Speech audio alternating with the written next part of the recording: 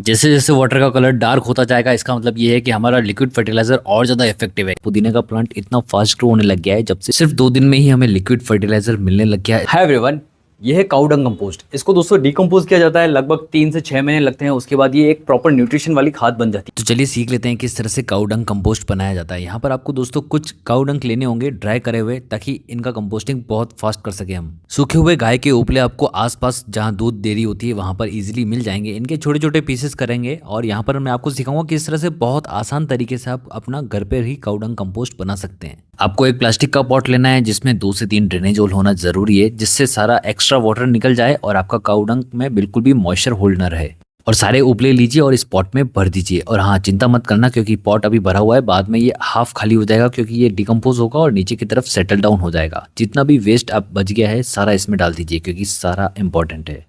अब दोस्तों कंपोस्टिंग का प्रोसेस स्टार्ट करने के लिए आपको यहाँ पर पानी डालना होगा। और अगर आपको याद है, हमने स्टार्टिंग में बताया था कि पॉट के नीचे ड्रेनेज होल होना जरूरी है। वहां से आपके बहुत सारा लिक्विड निकलेगा और ये सारा लिक्विड बहुत काम का है, आपके प्लांट के लिए न्यूट्रिशन से भरा हुआ है। तो नीचे की साइड ट्रे लगाना बिल्कुल मत भूलना, इससे आपका सारा लिक्विड फर्टिलाइजर स्टोर हो जाएगा और समय से पहले ही आपको बहुत सारा फर्टिलाइजर मिलने वाला है। अब ऊपर एक लीड या फिर ढक्कन लगाना मत भूलना, इससे दोस्तों कंपोस्टिंग का प्रोसेस बहुत फास्ट हो जाता है और दूसरा मच्छर या फिर मक्खियां नहीं आती है। आफ्टर 2 डेज हमारे काऊ डंग या फिर गाय के उपलों ने काफी अच्छे से मॉइस्चर एब्जॉर्ब कर लिया होगा। अब इनको हम करेंगे शफल या फिर थोड़ा सा क्रश करेंगे, जिससे डिकम्पोस्टिंग का प्रोसेस और ज्यादा फास्ट हो जाए। जितने भी माइक्रो ऑर्गेनिज्म अंदर प्रेजेंट है अपना वर्क फास्ट कर दे। सिर्फ 2 दिन में ही हमें लिक्विड फर्टिलाइजर मिलने लग गया। इसका मतलब ये है कि दोस्तों हमारे कंपोस्टिंग का प्रोसेस बहुत ज्यादा फास्ट हो रहा है। अब डेली बेसिस पे आप इसमें वाटर डालते रहिए, मॉइस्चर मेंटेन करके रखिए और ये वाला जो लिक्विड मिलेगा आपको वो आप अपने सारे प्लांट में, फ्लावरिंग या फ्रूटिंग प्लांट में डाल सकते हैं। आफ्टर 15 डेज अब यहाँ पर हमारी कंपोस्टिंग और ज़्यादा फास्ट करनी है। उसके लिए माइक्रोबियल एक्टिविटीज़ बढ़ानी होगी। उसके लिए हमें चाहिए माइक्रो ऑर्गेनिज्म जो प्रेजेंट होंगे हमारे वर्मी कंपोस्ट के अंदर। तो यहाँ पर आप एक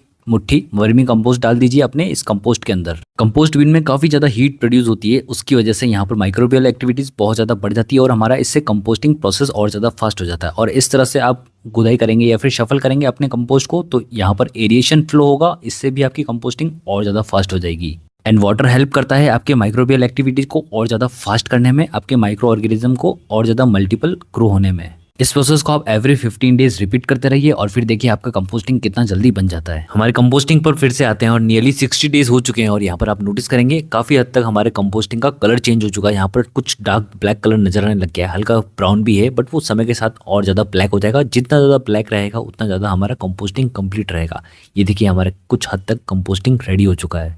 इस कंपोस्टिंग को और ज़्यादा फास्ट बनाने के लिए दोस्तों यहाँ पर हम फिर से डालेंगे थोड़ा सा वर्मी कंपोस्ट, क्योंकि हमने यहाँ पर शफल करा है। थोड़ा सा वर्मी कंपोस्ट डाल सकते हैं और अगर आपके पास वर्मी कंपोस्ट नहीं है तो आप इसमें सॉइल डाल सकते हैं। सॉइल के अंदर भी बहुत सारे माइक्रो ऑर्गेनिज्म होते हैं जो कंपोस्टिंग के प्रोसेस को फास्ट करते हैं और कवर करके रखने से ये और ज़्यादा फास्ट हो जाएगा। इस 2 महीने की टाइम पीरियड में हमने 6 to 7 बार शफल करा है। बड़े बड़े जितने भी पार्टिकल है उनको ब्रेक डाउन करा है। कंपोस्टिंग आसान भी है, हार्ड भी है, बट आपको कंपोस्टिंग करनी है तो ये सारा प्रोसेस फॉलो करना ही होगा। और मॉइस्चर बहुत ज़्यादा इंपॉर्टेंट होता है। इसमें से जितना भी लिक्विड फर्टिलाइजर निकला है हमने सिर्फ और सिर्फ इस पुदीना प्लांट के अंदर ही डाला है। और आप यकीन मानेंगे हमने इस पॉट के अंदर से कम 5 to 6 बार हार्वेस्टिंग कर ली है और ये कंटिन्यूसली ग्रो होता रहता है। हम काटते हैं और फिर से ये ग्रो होता है। पुदीने का प्लांट इतना फास्ट ग्रो होने लग गया है जब से इसके अंदर लिक्विड फर्टिलाइजर आया है। तो डेफिनेटली हमारा जो वेस्ट निकलता है, वेस्ट वाटर निकलता है, वो आप किसी भी फ्रूटिंग प्लांट के अंदर डालिए और उनकी ग्रोथ आप देख लेना। 2x नहीं, 3x नहीं, 4x ग्रोथ होने लग जाती है। हमारा प्लांट कितना ज़्यादा हेल्दी भी नजर आने लग गया है। फाइनली आफ्टर 90 डेज हमारे पास रिफाइंड क्वालिटी का एक काऊ डंग कंपोस्ट रेडी है दोस्तों। अब यहाँ पर इसको हम छानेंगे और अच्छे अच्छे पार्टिकल, मतलब कि बारीक पार्टिकल हम प्लांट के अंदर यूज़ कर सकते हैं, जो कि प्लांट की ग्रोथ को बूस्ट करेगा। और जो बड़े पार्ट है वो फिर से डिकम्पोज होने के लिए हम इसमें डाल देंगे। अब इस कंपोस्ट को छानने के लिए दोस्तों आप एक छोटा सा बकेट लीजिए और एक छोटी सी छन्नी ले लीजिए। छन्नी इतनी बड़ी होनी चाहिए जिसमें छोटे छोटे पार्टिकल आपके इजीली निकल जाए और बड़े पार्टिकल उसी में रह जाए। बस अब आप इसे छानिए और जो छना हुआ हिस्सा रहेगा वो केमिकल फ्री होगा और 100% ऑर्गेनिक फर्टिलाइजर होगा जो प्लांट की ग्रोथ को बूस्ट करेगा। हमारे काऊ डंग कंपोस्ट को दोस्तों आप किसी भी प्लांट में यूज कर सकते हैं। आप एक छोटे से छोटे सीडलिंग के साथ एक बड़े से बड़े प्लांट के अंदर भी यूज कर सकते हैं। इसको देने का तरीका भी बहुत आसान है। सीडलिंग में दोस्तों आपको एवरी 40 से 55 डेज के बाद ही देना है, अगर एक बार दे दिया है। और अगर आप बड़े प्लांट में देते हैं जो कि ये बड़ा सा पॉट, उसमें आप नियरली 30 डेज में रिपीट कर सकते हैं। और एक मीडियम साइज के पॉट के अंदर आप एवरी 30 डेज में दे सकते हैं।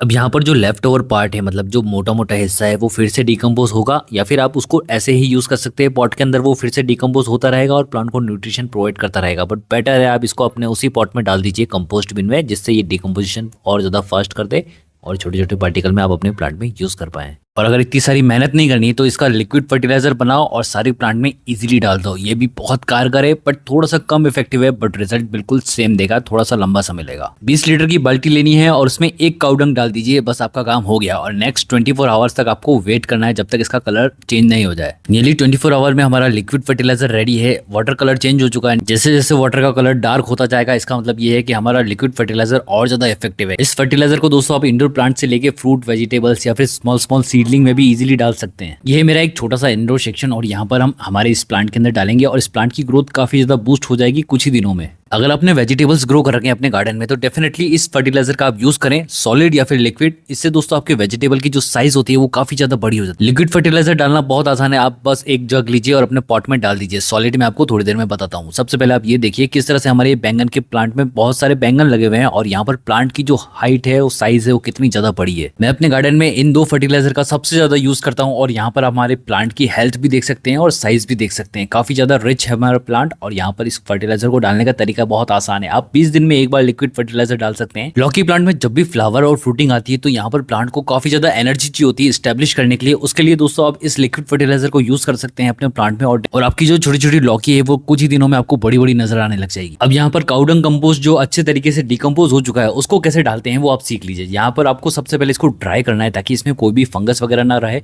अब बस अपने प्लांट लीजिए और अपने प्लांट की रूट्स में आसपास डाल दीजिए। एक पॉट में आप कम से कम 3 से 4 चम्मच इजीली डाल सकते हैं। पौधों की मिट्टी में जितना ज़्यादा आप न्यूट्रिशन प्रोवाइड करेंगे, जितनी खाद देंगे, उतना ज़्यादा वो आपको फल फूल देगा। यहाँ पर आप देखें कितनी अच्छे से हमारी शिमला मिर्ची लगी हुई है और यहाँ पर साथ में ही हमारे पुदीने का प्लांट है जो कितना ज़्यादा हेल्दी नजर आ रहा है। सब में अच्छे तरीके से आप फर्टिलाइजर डालें और हर मंथ में एक बार आप जरूर फर्टिलाइजर डालिएगा। कंपोस्ट डालने के भी 2 तरीके, या फिर डायरेक्टली स्पून से आप स्प्रिंकल कर लीजिए या फिर आप सबसे पहले थोड़ी सॉइल की गुदाई करिए। सबसे पहले आप यहाँ पर देखिए हमारे किस तरह से बहुत सारी चिलीज आ रही है, तो इसको बहुत ज़्यादा एनर्जी चाहिए, पौष्टिकता चाहिए सॉइल के अंदर से। वो कैसे मिलेगी, क्योंकि दिन भर सॉइल के अंदर से न्यूट्रिशन की कमी हो जाती है। तो यहाँ पर सबसे पहले हम सॉइल की गुदाई करेंगे और उसमें हम डालेंगे काउडंग कंपोस्ट। वेजिटेबल प्लांट में या फिर स्पेशली चिली प्लांट में आपको 1/2 इंच से ज्यादा गुदाई नहीं करनी है। 1/2 इंच के बाद हमारे प्लांट्स की रूट्स आ जाती है और वो डैमेज नहीं होनी चाहिए। तो सॉइल की गुदाई करने के बाद आप अपने कंपोस्ट को स्प्रिंकल कर लीजिए अपने प्लांट्स के आसपास और बस न्यूट्रिशन रेडी हो जाएगा आपके प्लांट के लिए। अगर आपके प्लांट के अंदर रिजिडनेस कम है, मतलब आपका प्लांट स्टैंड स्टिल नहीं हो पा रहा है या फिर उसका तना काफी ज्यादा हार्ड नहीं बन पा रहा है, तो डेफिनेटली इस फर्टिलाइजर को दीजिए। ये आपके प्लांट की ओवरऑल न्यूट्रिशन वैल्यू को पूरा करेगा और अपने प्लांट को स्ट्रांग बनाएगा। यहाँ पर दोस्तों जिन प्लांट की हाइट कंटिन्यूसली बढ़ती रहती है, फॉर एग्जांपल हमारा ये भिंडी का पौधा है, इसमें फ्लावरिंग भी आ रही है और इसकी हाइट भी बढ़ती जा रही है। अब यहाँ पर नीचे काफी ज्यादा स्ट्रॉन्ग सॉइल चाहिए होती है, तो उसके लिए यहाँ पर आप सॉइल और काउडंग कंपोस्ट को मिक्स करके अपने पौधों में दीजिए। इससे आपके पौधों की रूट्स काफी ज्यादा स्ट्रॉन्ग होगी और आपके पौधे कभी झुकेंगे नहीं।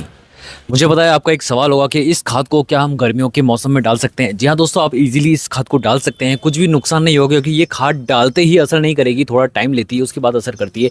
और जो केमिकल खाद होती है वो डेफिनेटली डालते ही असर करती है, तो इसलिए आपके पौधे मर जाते हैं। नेचुरल या फिर ऑर्गेनिक खाद को आप डालेंगे, आपके प्लांट्स कभी भी मरेंगे नहीं और इनफैक्ट और ज़्यादा अच्छे से ग्रो होंगे। अगर ये वीडियो अच्छी लगी तो प्लीज़ लाइक करें और हमसे जुड़ने के लिए इस चैनल को सब्सक्राइब करें। टाटा बाय बाय, मिलते हैं नए वीडियो में। तब तक के लिए अपने और अपनी फैमिलीज़ का ध्यान रखना। Bye bye.